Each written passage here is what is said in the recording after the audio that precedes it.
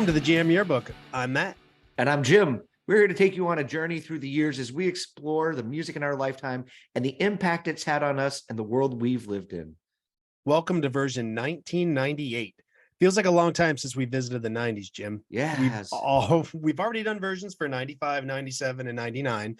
So we're coming close to putting the late 90s to bed. And I think I can speak for both of us, knowing how those reviews went for those years, that we should do 1996 right away so we never have to come back. well, the greatest album of all time was released in 1996, but I'll mention that when we get there.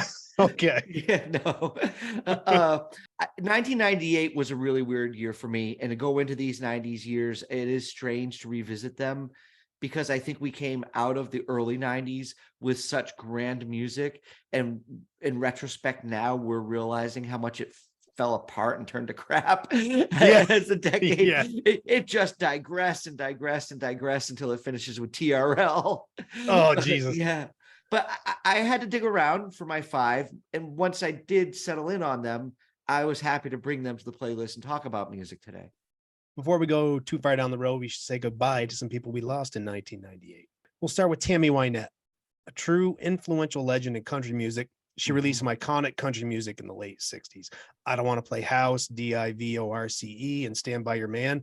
She was only 55 when she passed away. I'm really looking forward to the George and Tammy series and hearing her music take on a new life. Depending when you're listening, that show may have already started. That's true. I'm really looking forward to it as well. Her life story is really interesting. I rewatched some old made-for-TV movie on YouTube. Really? Yeah, that was about her life story. But it was interesting right off the bat.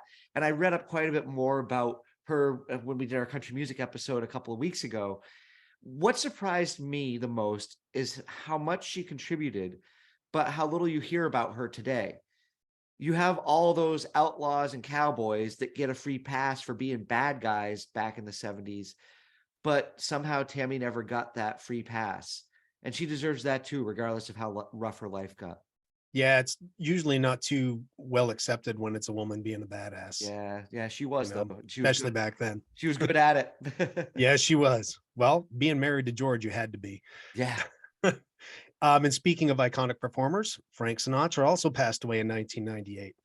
After Sinatra died, New York City paid silent tribute to Sinatra by bathing the top of the Empire State Building in blue light.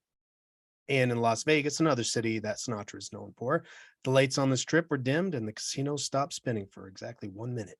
Oh, wow. It's amazing to talk about Frank Sinatra because there are probably a bazillion stories or anecdotes we could bring into the podcast, but we don't want to do that. Yeah. He had a larger than life persona. From the Oscars to Grammys to bona fide mobsters. I don't think we could pick one angle and try to define his life on this show in a little eulogy. Yeah, no way. He was well liked by many, loved for his artistic contributions, and he was the leader of the iconic Rat Pack. But whether or not he was a good man, well, that would have depended upon who you asked back then. There were a lot of people who died in 1998 that had a cultural impact on music at one point in their career. And I'm just going to mention a few of these people: Sonny Bono, Carl Perkins, Carl Wilson, Grandpa Jones from Hee Haw, Linda McCartney. She was a photographer, member of Wings and wife of Paul McCartney, and Eddie Rabbitt, one of mine and yours favorite country stars from the late 70s, early 80s. So we at least need to give all these people a mention on the show. Yes, sometimes we feel like we spend too much time being the reaper, or other times not enough. It's kind of hard to find that balance. Sometimes these years like this, there's just too many and you don't want to be disrespectful, but we don't need to spend too much time on the depressing stuff. Yeah. Yep. All of those performers meant something to us at one point in our lives. So moving on to the music, Jim, how weird was 98 for you? Well, first of all, we have some episodes where we're able to put some kind of connection in our life together to a story because we were playing music or sharing experience from that, or we were just into collecting music or doing something at the time. I've got none of that to tell from 1998. This year is the year I set my guitar down for the first time, and I had lost any desire to write or perform. And that was probably going to happen for the next 3 to 4 years until I started getting creative again. I talked in version 1997 how I'd gotten into with pop music because of being the DJ for a summer camp dance each week. I spent the first 2 months of 1998 in Scotland, so cool place to be. And then the next 3 months, I was in a kitchen at a brew pub listening to mainly classic rock radio because I didn't have control of it. I didn't have control of the tunes. But I remember hearing Closing Time by Semisonic a lot during that time. And it had a bit of sentimentality for me attached to it this week because I was reminiscing about closing down the pub at the end of the night and cleaning down the kitchen. And it was a brew pub and there was a lot of camaraderie amongst us. And, you know, the song Closing Time was on. We were all going to hang out after work. Those were good times in life. I remember in 1997, you said you were tearing down that wall of pretentiousness you had built up and you were able to just have fun with music again. Yeah. And that may sound like, you know, we're talking out of both sides of our mouth, but it's completely possible to just live in the moment and have a short-term attachment to a song that, you know, not everything needs to carry on with you deep into your life. And you're right. I was in the same boat as you. These are good times. Yeah, I talked about 1997 getting married. And in 1998, we bought this house and things were just going our way. And I hadn't picked up my guitar in a while. I wasn't really feeling those creative juices flowing. I do have some music, not a lot, that I'm attached to because I do have strong memories around these late 90s because so much is going on in my life. But before we get into that, though, it's time to play What Didn't Matt Like? I feel like I need a theme song for this. That's not a surprise you need a theme song, Matt. And even as the pop guy on this podcast, there was nothing I was attached to or sentimental about. And what you said earlier, just a few minutes ago about having short-term attachments to songs, I think pop music does that to you, or songs with hooks. And when people talk down the road about how they're so embarrassed they like something once, I think it's because they had such an attachment to it, or at least for me, I know personally, I've had such an attachment to something that I've looked back on and gone, oh, yeah. I probably shouldn't have gotten so into that song and yeah, run around telling everybody, listen to this one. Yeah, if they hit you at the right age or with the right crowd, it's so easy to get swept up into it. And you just get fatigued because you listen to it so much. So I wrestled with that a lot this week. Well, I would say that, you're talking about that type of music, and there's probably stuff there that we'll talk about that I did like that way, but it was the pop charts. And I've always been able to come onto this show and say, hey, there's this song in the top 5 or in the top 10 on the year that I really loved this song, and I'm going to admit it, I don't care. Yeah. How about this year? I don't have it. Garbage. Yeah. So I went on Spotify and I challenged myself to listen to the Billboard Hot 100. I'm sorry. For 1990. I do not. I can't stress this enough. I do not recommend that. I should have learned my lesson because I know I've lived through these conversations that we've had through the late 90s, and I should have known what I was getting in for. And these Spotify playlists, or wherever you get a streaming playlist, there's so many songs hanging on from previous years that you got to research. Oh, was this a 98 or a 97? So hold on, I'm going to spiral into a rant here, but just to sum it up, I don't know why I go down this road, because people probably understand I'm not going to like it, but there's just so much bad pop and R&B, and it reinforced what we found in version 1997. Everything sounds so similar. Nothing had a personality of its own. I have to admit, I admire you for going into a year like this and automatically saying to yourself, I'm going to listen to probably everything I think sucks. I'm going to torture myself, Jim. I'm going to do this. I'm going to put myself through it. Matt, the sound from this year, and maybe it's one of the reasons why I don't like it, it was so homogenized. When we started the podcast, our second episode was 1986. I actually went through and read the notes from 1986 today while I was out on the road traveling, because I wanted to see if it did kind of match up with that feeling. And I think it does. That drum sound in 86 that was driving you nuts. There's something here in this music, and I haven't put my finger on it. Maybe we never will. We've already done some of the other years. So yeah. But it's not there. Your issues with the sound, I'm getting that here. And I know some of the people that listen to the show will give me grief for this, but I think there's a lot of imitation sound or trying to build on something, or is this going to be famous or is that going to be famous? So you had artists like Cher doing the Believe song, and that was the first song that had the auto-tune feature on a vocal. Oh yeah. Or you had Madonna's Ray of Light, which was just kind of a, oh, I can do a club song too. But neither one of these songs were going to stay relevant as a lasting song in their career. They're not going to stand the test of time. So these women both put out excellent music early on in their careers, but it seems like this hanging on time and trying to go into whatever the sound is of 1998 just didn't work for them or for anybody else. Yeah. Yeah, it didn't work for me either.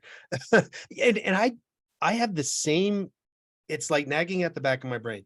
I can't picture it because it, on the surface, the sound is good. You know, everything's kind of crystal clear. There's lots of good, interesting voices. Yep. But maybe it is the homogenous nature of it where everything sounds the same. I mean, you could just plop different voices into the song and, you know, all of a sudden it's a Madonna song instead of a Next song. You know, I just don't get it. But it's the late 90s. You know, our 20s are starting to wind down. It's some teenagers 1984, I'm sure. So is every other year. So no excuses. It just is not a big year in music at all. Okay. Oh man, I'm trying I'm trying not to rant. I'm filled with the holiday spirit, Scrooge McDuck. But yeah, I'm being nice. I just didn't dig it at all. I didn't dig it then, and I certainly don't now. I actually find it to be like, back then, my reaction was, boy, I really hate that. But now it's like forgettable, which is probably worse because it's not really getting, well, some of them got a big response from me. I hope that's the last time I ever hear I Don't Want to Miss a Thing or a non-Low Straitjackets version of My Heart Will Go On. I've got to look that up. I didn't realize they did a version. Yeah, it's fun. But, you know, please, I'd wish for a long, painful death before I had to listen to those songs again. And those two songs in particular are in there in that top 5 of that yearly end of the charts. They're overplayed to the point that right now, at least over here in the UK, something I've noticed is that My Heart Will Go On is a Christmas song. So they don't play it all year long. And because the Titanic film came out over Christmas time, it gets played as part of the Christmas season rotation. And then it goes away for the rest of the year. Thank God. And then it's done. So over here in Britain, they really love to hang on to a cheesy ballad and song. And I'm glad this one got picked just for a season, because there are plenty of other Christmas songs to play, so you don't hear it all the time. Mm-hmm. And then the Aerosmith / not written by Aerosmith song, that died of old age. If you're nostalgic about this song, go listen to Mark Chestnut and the country music version. His version of I Don't Want to Miss a Thing is a much better country song. Yeah, that song definitely is suited more for country. That sounds good. Yeah. Yeah. So let's get out more of this negativity while we're at it. Let's keep this negative train rolling. Because there's another elephant in the room. Iris by the Goo Goo Dolls. This was an absolutely huge hit. And it's another one of those songs. I'm trying to separate the ideas in my head of, was this a bad song from the beginning, or is it just fatigue? I may have fallen on the side of fatigue. I don't think I ever need to hear it again. Whereas, you know, My Heart Will Go On and I Don't Want to Miss a Thing, I never needed to hear them in the first place. I think it was probably fatigue. I mean, Goo Goo Dolls, they're going to fall in that same wheelhouse as Matchbox 20, you know, kind of maybe Counting Crows, not your edgy rock bands. They're very sensitive. Their songs are mainly ballads. They're very retrospective in their lyrics. I still have a sentiment attached to this song because a few years down the line, I married a young couple who worked at the steakhouse. I was their minister. We did the Friends thing where they went to Joey and asked Joey to be the minister at the wedding. So he married Monica and Chandler. And I did that for my friends. And Iris was their wedding song. They're still together to this day. They have a beautiful daughter. And I see it as a win-win. And when I hear this song, it actually I probably would have hated it If it hadn't had that attachment to it, I probably would have. I'd probably be right there with you. But I've got this, that's that sweet moment in my Yeah. life. And that young couple, they're absolutely amazing. So, and actually one of them listens and votes on Oh, awesome. our weekly polls. So I'm sure Oh, she'll go good. tell her That's husband good to that we hear. spoke about that. Yeah. Hey, I said it was fatigue. I didn't say Yeah. I didn't like the song. Oh, I'm right there. And I'm right there with you, but I have a good Yep. reason to have sentiment attached to it. So as you were digging in, what were you finding? Uh, really not much. The Spotify, the playlist, they weren't doing it for me. So I go back to the old standbys of, lists of album releases and my own collection. What do you have? But there Yeah. not much was really exciting. And not to keep on bringing 1997, but that was when Mark joined us and we had fun talking about the ska movement that was at least here in the US. I know there's probably pockets of people that still love and cherish that music here, but it's not as prevalent as it was in 97. And ska was still lingering. You still had the Boss Tones, Real Big Fish, Less Than Jake, and I'm sure there's definitely others. But in 1998, we had Squirrel Nut Zippers, Big Bad Voodoo Daddy, and the Brian Setzer Orchestra that were pushing a swing revival at the same time as the ska movement. Yeah, the swing revival, that was fun. It was cool to see that big band thing happening again. Mm. I have a lot of respect for musicians that play upright bass, the woodwind instruments, brass horns. That ensemble is just something that amazes me to pull together on stage and tour and become successful that way, because I know how hard it is sometimes for four guys in a room to create music and try to get along. So imagine touring with 20 people on the road. Oh, It's got to be something else. well, at least you could pick and choose who you hung out with. That's true. Maybe that made it easier. And this swing music, I mean, what it had all over pop was just, it felt authentic because there's dynamics in the music. It's Yep. just not one level all the way through the song. Yeah. There's the give and the take that a song needs to drag you in and tell a story to you. Yeah. At least. And seeing Brian Setzer come back around again was great. Yes, it was. Yeah. It was so much fun. I enjoyed him in the Stray Cats. For someone who fits that kind of niche, they rarely get to come back around. So that was cool. There was something I put into the notes just today that I'm throwing out there, and that is really kind of the birth of pop punk at this point.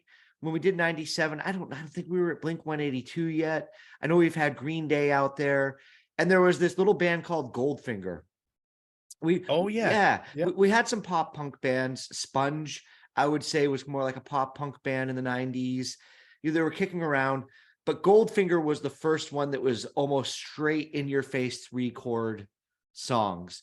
And yeah, because it was a little more raw than what Green Day was giving. It was. They weren't trying to necessarily create their 3-chord songs into epic radio songs. Yeah, or at least Green Day at this point. I mean, if you want to look at, Dookie, Kerplunk, and all the things prior. Yeah. Yeah. So they had this song Superman, and it almost made my 5 this week. Like really close. I almost changed it today, but I decided not to because I didn't want to mess with the flow. Other than a couple of Boss Tone tunes, it's my favorite ska tune from the era. And lyrically, it makes more sense to me the older and older I get. I'll put it in the poll. I hope it gets there on the list, but Superman by Goldfinger, it's all about getting old and looking back and trying to match what you were doing when you were younger in your prime. And yeah, it's a song made to hit you when you're older. It is, absolutely. It didn't hit me when it came out. It was really a case of maybe like 10 years ago, I was walking down the street and it came on some random Spotify playlist, and I was like, I relate to this now. Yeah. You get plenty. I love those moments with songs where you just have that oh shit moment. Yeah. So right. Yeah. So I'm not putting it on the 5, but I'm telling people Goldfinger Superman. Put it on the 5. Yes. So that was a big honorable mention. What else have you got for us? Okay, outside of the whole shit show that is pop, there is in the late 90s diversity, because overall, because we've talked about swing and we got the ska, but then we also have electronic music from Fatboy Slim and Chemical Brothers in the mainstream, hearing them on the radio. And then pop punk, alt rock bands like you've talked about, you got your Eve Sixes and your MXPX, Garbage. We've already mentioned Google Dolls. Yep. And they're all being played side by side with swing and ska. And bands like Pearl Jam, Korn, Godsmack on one radio station. It's They haven't all just, truncated down to the new metal or the alt rock sound that gets dominated at one point or another. and it's strange to think that two guys like us who like a real eclectic, broad range of music get really annoyed by what was going on in 98 with these Yeah, bands. I know. Because there probably are other years where we could have these bands that could cross these genres this way, and we'd be really excited about it. But I think the problem is that it has all those genres all going back and forth. Is this the case of the record labels just trying to see what's going to stick at this point? And Yeah, because there's no one big thing. yeah, nothing's really broken out yet. The Pearl Jam album Yield, that has grown a lot on me over the years. I came away from the first 3 albums not really paying attention to much that came after that.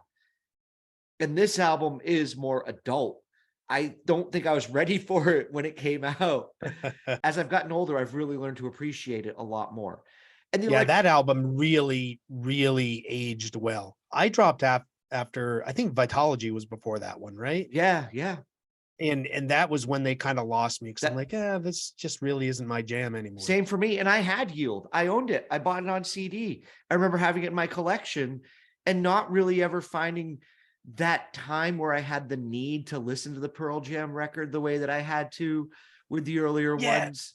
Yeah, it's weird how sometimes you find yourself buying a CD from a band almost out of duty to the band. Yeah. Like you almost feel a sense of responsibility to support them. Yep. But really, I do remember Given to Fly.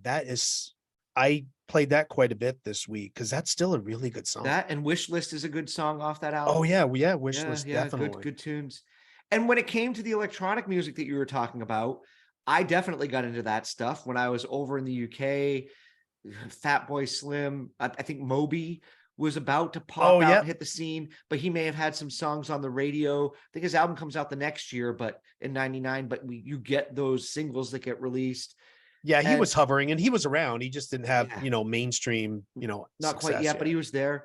But I'd been in the UK nightclubs and experienced large dance floors and smoke and swooping lights with this stuff.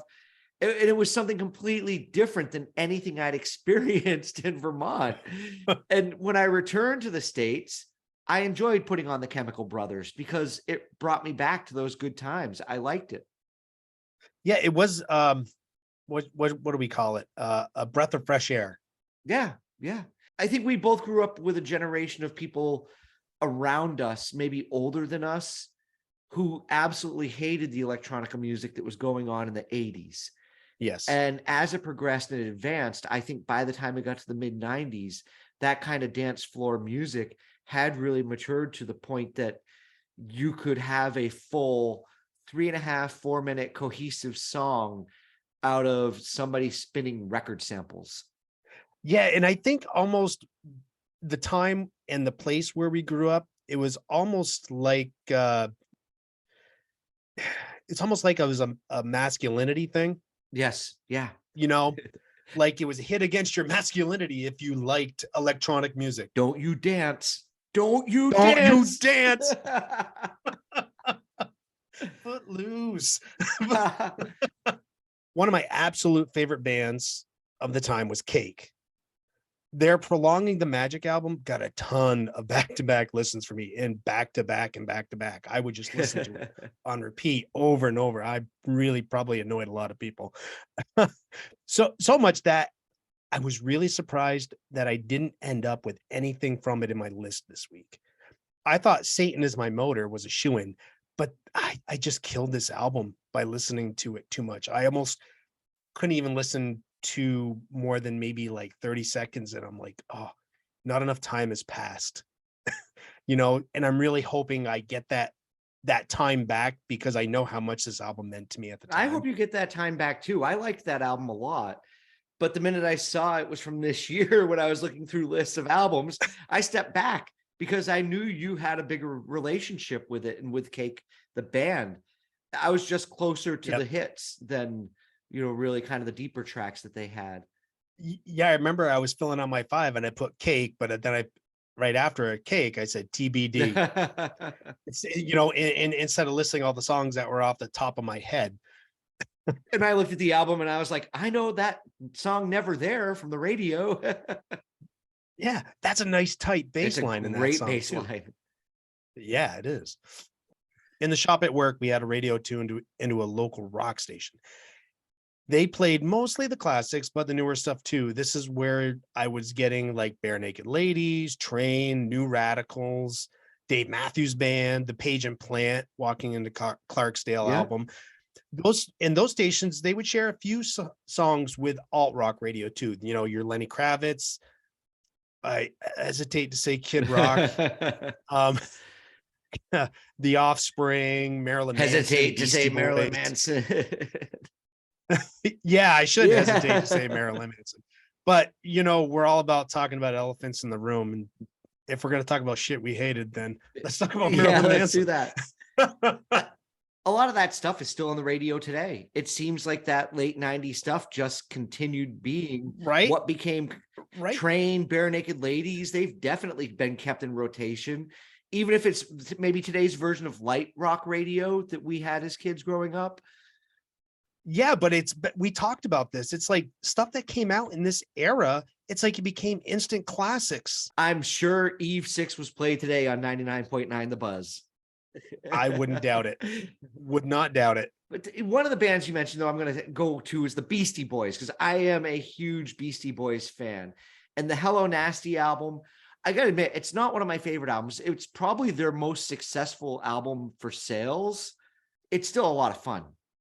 This is the album where they hooked up with Mixmaster Mike, and it gave them such a cool sound. I love the opening track where it's Mixmaster Mike on the phone. They saved the phone call. It's like, hey, it's Mixmaster Mike, and I can do these things for you. And they just put it right into the story of them all playing together. He gave them a really cool sound. And I had a hard time passing over anything from the album for my 5 this week. It's another case of, please let the poll put something from this album on there. And I think it will. I think the audience, it seems so obvious. The audience will pick something from this. I hope they do too. I had the chance to see Mixmaster Mike spin records at Club Toast in Burlington back in the day. Oh, really? That must have been fun. In the marriage of his beats to the Beasties, it worked brilliantly. So now you're going to make me go down from the highest of the highs to the lowest of the lows. One of the best albums of the year in 1998 to one of the worst. The atrocity that was Van Halen 3.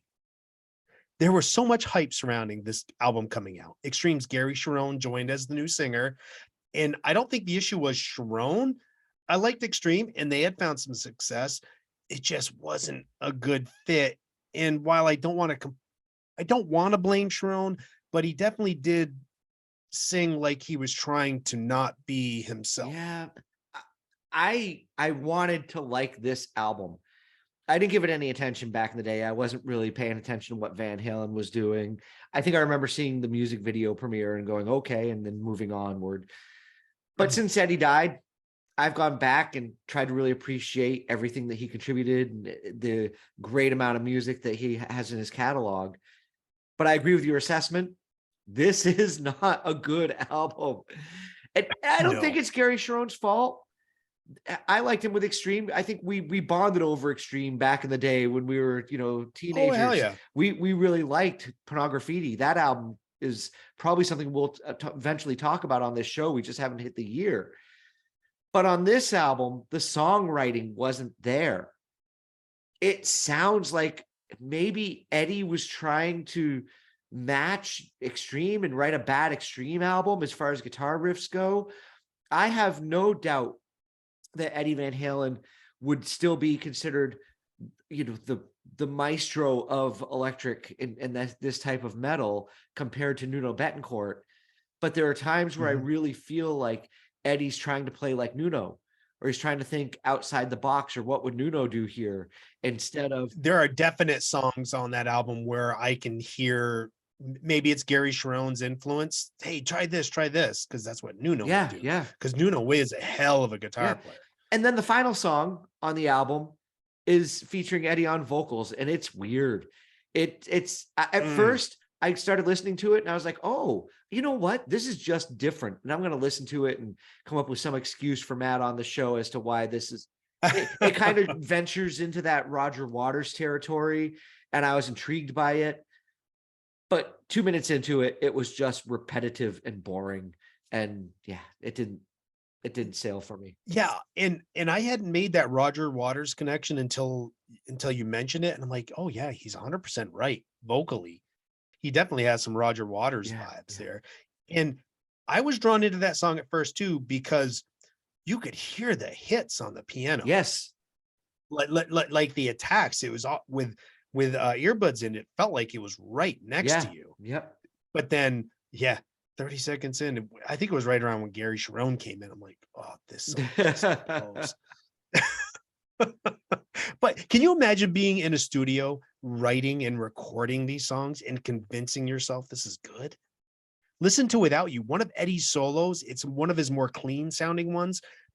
It sounds like he's out of tune or in a different key. Oh, absolutely. Yeah, yeah. It does sound like, I don't know how that slips by you. it does sound like that. And I think this is a case of the ego of an artist getting too grand. Good for you, Eddie, for wanting to build your own studio, 5150, do your own stuff all the time. But boy, could you imagine if before everything had finished, Rick Rubin had gotten hold of them to go into a different studio and record? Yeah. You know, They never would have seen him. yeah. And when they did see him, he would have come back and said, no, You're right. try Yep, again. You're right. You're right. All right. So at the beginning of this show, you mentioned something about payola. We were talking about that and what was going on. And I think there's a story you might have been talking about, but do you want to elaborate a little bit for us, or we can clear the air? Okay. So you're giving me permission to crap on Limp Bizkit. Just take a big old crap. Okay. Too bad. I can't. This wasn't payola. Oh. So it was something called pay for play. There's a real fine line here. So, and it was the radio station's idea. At least that's the story now. But back in '98, Limp Bizkit kind of ate a shit sandwich. But so what's the difference? Disclosure. A radio station is required to disclose if they're being paid to play songs on the air and refer to it as sponsored airtime. Then you have pay for play. Otherwise, if you're just paying a DJ or a radio station without, that disclosure, then you get payola. So it's a little bit of a loophole, and we could talk a long time about millions of dollars of fines that have been paid out. Because we could probably do a whole episode called Payola and just feature well-known songs that people know that. Yeah. Yeah. And I'm certain it happens now, but I'm pretty sure that it happens more in larger cities, your New Yorks, your Bostons, or because of conglomerates like your Clear Channels, your iHearts. Oh, absolutely. I'm sure that's where we get into. Yeah, that makes sense. Because it's essentially manipulating people into thinking something is more popular than it is, right? But pay for play is what Limp Bizkit and their song Counterfeit benefited from. A Portland, Oregon radio station made a deal with Interscope Records to play Counterfeit 50 times over 5 weeks for $5,000. But each time before the song was played, they aired a disclosure saying that this is a paid sponsorship. This is paid airtime. We're being paid to play this song. This station, in their defense, though, they really believe that this song could be a hit because they saw that Limp Bizkit, while, your personal tastes aside, they were something different than what was going on. And I'm sure they wanted the money. Oh, yeah. I'm sure they viewed it as a win-win. Yeah. I guess the advantage is having $5,000 to spend, period, to get those plays. And the record company to do that for you, because, a lot of local small bands that have great music will never have that opportunity. And if Limp Bizkit had sucked, it would not have caught on. Those 50 plays over the 5 weeks probably wouldn't have been enough. If anything, maybe people were just intrigued by the disclosure that played before it played, because they were like, what the fuck is this shit? And then all of a sudden there it was. But people aren't going to just accept garbage because it's been put in front of them. Limp Bizkit were probably wise to make this deal. Even if it didn't age well, and looking back on it, at least it was an exciting sound in that moment. Like you were saying, they were something new coming out. Mhm. And I guess that's about all I can say and contribute to shitting on them, because that's there's really not much there other than saying it didn't age well. Wah, wah, wah. Oh, It's so disappointing, isn't it? damn. Because after looking back on these late 90s, you want to just crap on everything, but you got to put yourself back in the moment. And Limp Bizkit was, dare I say, cutting edge at the time. Yeah. Yeah. Kind of. Don't but don't quote me. Matt Grenier says I don't need quotes like that coming back to haunt me. So earlier I said, let's get all the negativity out of the way. Yes. But I think we both knew that's where most of the conversation would stay. Overall, 1998 and really all of these late 90s years, they're not strong ones for either No. of us. From the boring sounded like pop, overplayed hits, lame attempts at hating on Limp Bizkit, and even a more lame Van Halen record. I think ska and swing are probably the bright spots. Yeah. Except for our 5 songs. That's right. We've got our 5 songs. I chose to drag us through the quagmire of 1998, so I guess I'll get the ball rolling. And I'll start with what some people might say is an overplayed hit. And I'll go with The Way by Fastball. How did you not have fatigue from this song? I thought I did. And then I played it. And then I'm like, okay, I think I haven't listened to it in enough time where I'm like, okay with it. Yeah. And I have no special attachment to it. And when it comes on the playlist, I may skip it, and I may regret it. But I did get some enjoyment out of this week. Not too many listens because I don't think I need to hear it because I know it in my head, right? But it's got a good melody that just kind of sticks in your head. It's a little bit of an earworm. And I hadn't heard it in years. And I felt like adding a more popular song this week because I typically don't. Matt picks a popular song. It's a good tune. I've really not got much else to add to that other than I love the monotone vocal. It's very easy to just pick right up and sing along with. There's no challenge to it, but it's great melody and hook. Yeah, it's a very singable melody, and the notes that he sings, they're very easily reachable by probably everybody. So you can all just have a sing along. There you go. Good first choice. All right. So what is your first choice? Well, Jim's not gonna pick popular music this week. Maybe something in there you might know. But my first song I'm gonna go with is Ozomatli. And the song is called Cut Chemist Suite. That's probably gonna sound really confusing to people. Now, one thing to be immediately made clear, this is not really the sound of Ozomatli. While they do have a lot of layers and world sounds, this track itself features DJ Cut Chemist. So you see the title, Cut Chemist Suite, and Charlie Tuna from Jurassic 5. The song to me actually sounds like a very vintage J5 tune. I think it was a case of maybe one band giving the other one a step up because J5 had maybe gotten there. And so they brought in Ozomatli and worked on a song with them on a title track. And obviously all the J5 fans like myself are going to run out and buy this because it's great. This track it's not great. It's dope. DOPE. And there's no getting around that. Cut Chemist is spinning great music, and Charlie Tuna has that deep vocal tone that was just created for hip hop. And I think anyone out there that likes hip hop will enjoy this cut.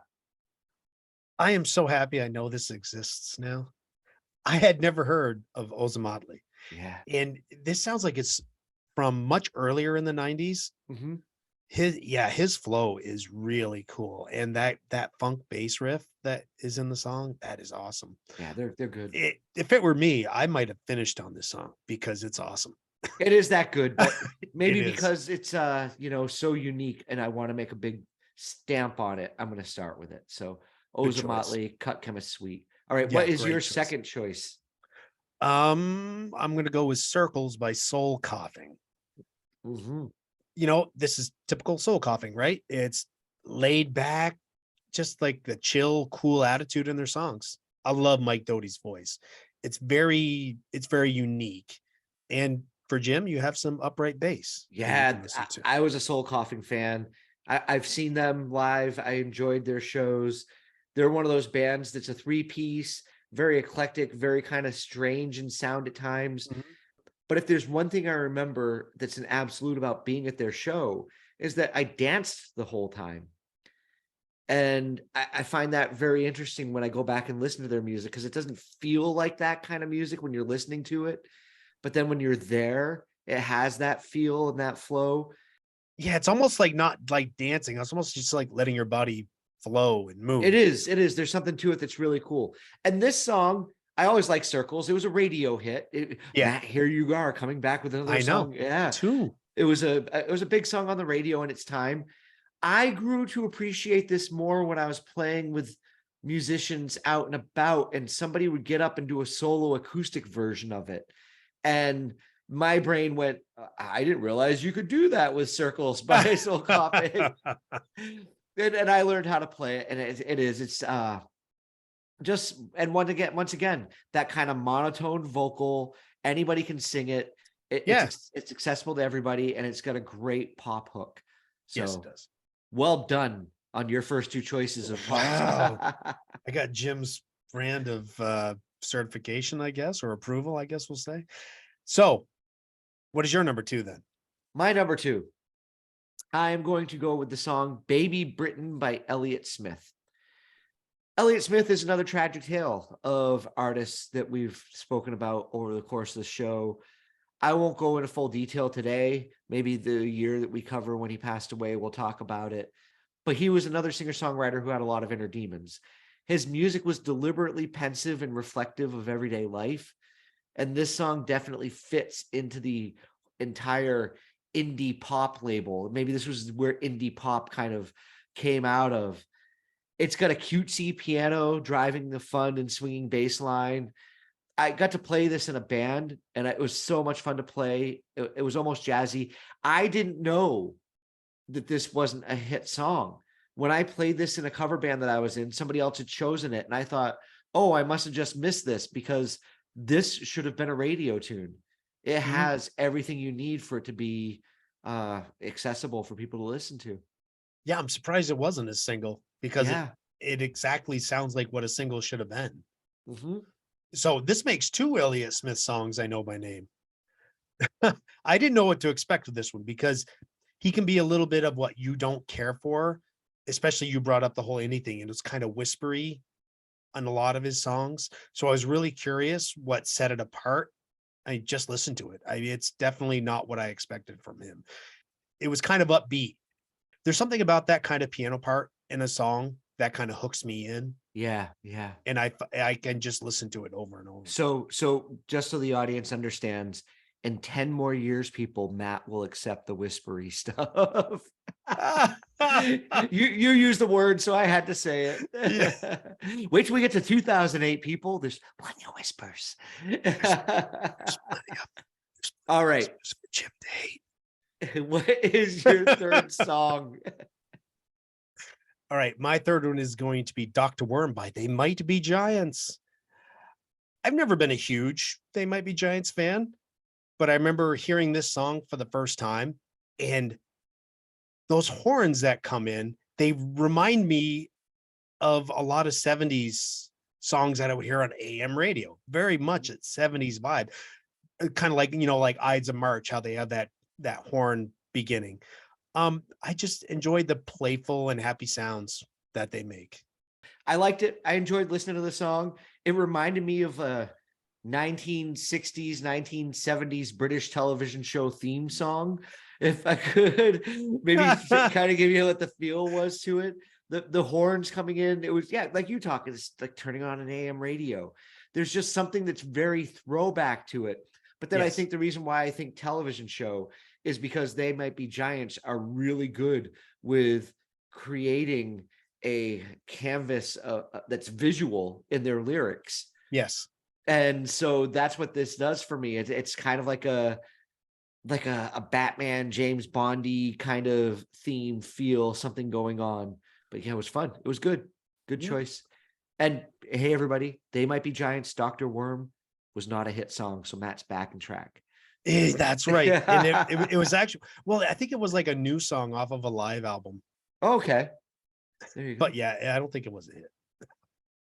I got to get my cred back. All right, where are you taking us next for your third?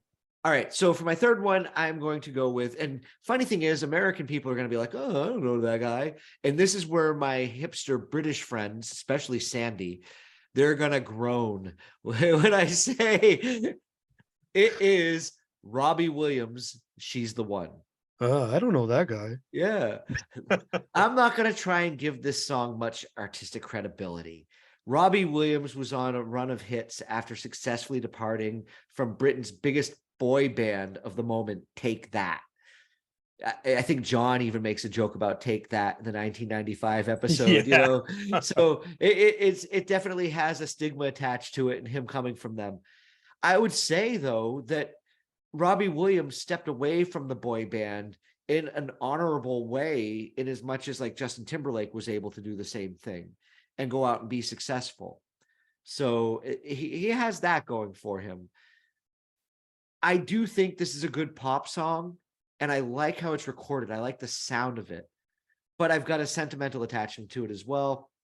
The first time I ever came to visit Linda over here in the UK, I'd gotten on the plane to go home, and there was a little headphone jack in the armrest back in the day before planes had too much fancy stuff going on. And I plugged my phone, my headphones in, put them on, and this song started playing. And, you know, the message, if there's somebody calling you out, she's the one. It was one of those moments where I was flying away and knew that that was probably the most significant person I was going to meet in my life. And this song was telling me that. Oh, awesome. Thanks for Yeah. sharing that. Yeah. This is a good song. And this is 1,000 times better than any of the pop music happening over here in 1998. So Sandy, stop groaning and listen to some of the other pop music happening in 1998 in America. Yeah. In America, this is a masterpiece. And your first three songs have been all that, as far as I'm concerned, they're obscure. I don't know how far his music made it in the US. I've heard a couple songs here or there, so I don't think we get that reputation of him that you're kind of alluding to with the whole boy band thing. Yep. That maybe we will with Harry Styles. Oh, that's right. Yeah. Maybe. But like I said, it's a hell of a lot better than the pop crap I listened to on Spotify's playlist this week. I can imagine. I'm scarred for life, Jim. I don't blame you for being scarred. No, blame me. I did it for myself. I was talking to some friends the other night and describing our show to them and the research we put into it. And I told them that you'd listened to the entire Billboard playlist from 1998. And they all just had this, look. They gave you the stink. They gave you the stink eye. Like, what's wrong like with that guy. How much time do you have? Let me tell you what's wrong with Matt. All right. That's my third. What is your fourth? All right. I'm bringing out the cool here. And Baby, I'm Drunk by Reverend Horton Heat. Finally get to put a Reverend Horton Heat song on. Next to Cake, this was my favorite album from 1998, Space Heater. Unlike Cake, though, I could still listen to this. It's less rockabilly than their older stuff, but it's great. It's awesome. Reverend, he's no stranger to releasing songs like this. I got a little bit of a sense of humor, and it's got more upright bass for you, Jim. Jimbo rocks. That's the bass player. You rock too, Jim, but Jimbo Wallace is the man. Yeah, he is. He is such a great bass player. And this was fun. It was great to find this song and listen to it. I've never had the same appreciation for Reverend Horton Heat that you had. Never really got into them. So this was the first week that I deep dived them a little bit further. And whatever you want to say sets them apart one way or the other, they have their own sound. Yes, they really do. They fall into almost their own genre. Mm-hmm. And it has that influence of rockabilly and everything that was happening. but it takes it to that next step, that next level. So if you thought about genres advancing one over the other, some might take longer, some are a flash in the pan. This was that genre of rockabilly taking another step up. Great Oh yeah, stuff. and Space Heater is more of their rock album. If you go to listen like the full custom gospel sounds of Reverend Horton Heat or Martini Time, you're going to get a more of a raw sound. Yep. Yep. You know, but that's what happens, you know, as groups mature. Yeah. Alrighty, so where are you going to take us next, Jim? Next, I'm going to take us to the song "Last Stop This Town" by the Eels or Eels. All I can say is that when I was digging through all the crap from this week and came across this song, I immediately was like, yeah, that's going on. It's not my favorite song of all time. It's not something that I would go back and listen to daily. But back in 1998, I just loved the quirkiness of it so much. And it still doesn't bother me now. Instrumentally, the way that it's written, it's not conventional. There's a different dynamic to it. And I'm happy to bring it here and for it to be revived. The cool instrumentation stuff going on. And then it has that fun, playful vocal going on with the high vocal singing this part and then the bass singing this part as it goes through. It's just a cool tune. It's fun. Yeah, it is. I'm glad you put it on the list because I almost did. And then I don't know, maybe Fastball beat it out. I have no idea. But Eels is still around and making this kind of interesting music. Yeah. I've avoided a deep dive into them, but because they're kind of like out of sight, out of mind most of the time. But every time I hear them, I pay attention.